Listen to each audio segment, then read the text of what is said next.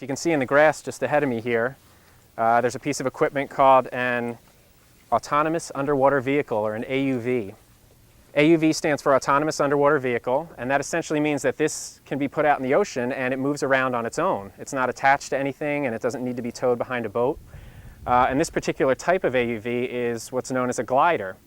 And the reason for that is because it has these wings on it. And you may also notice that if you look towards the tail end here that you don't see a propeller.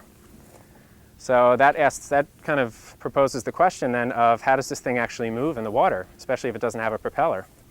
And the answer to that is that it relies on buoyancy.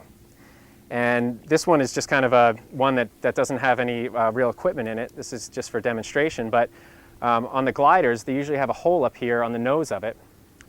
And there's a little plunger that plugs up that hole. And there's a little motor inside.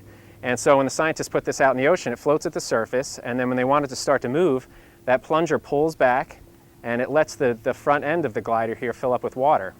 And that makes the nose of it heavy. So it begins to point down in the water. And it'll begin to glide down, going downward. And the wings help to keep it moving forward. And so it'll go down and it'll hit a certain depth. And at that point, it needs to begin to come back up so it doesn't bump into the bottom. So the little motor will activate again in here, and the plunger will push the water back out of the nose. And there'll just be air inside again, and that makes the nose lighter. And then it tilts upwards, and then the glider will move back upwards as it's going forward. So essentially, as it keeps doing that, the glider is able to glide down and then back up again, and then back down and back up, and the whole time it's moving forward. And the scientists can take this, and they can go outside the inlet right here, and the two folks can take this in a small boat, and they can drop it off into the ocean.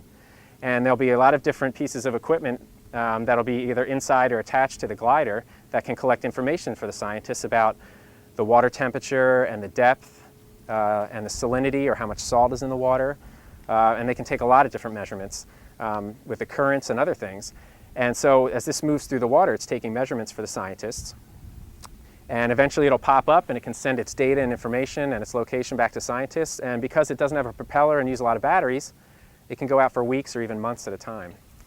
So if you'd like to find out more about this, you can visit the website for the Institute, which is marine.rutgers.edu. And if you want to find out more about the reserve programs, you can do jcnerr.org, and that's our website, it has information.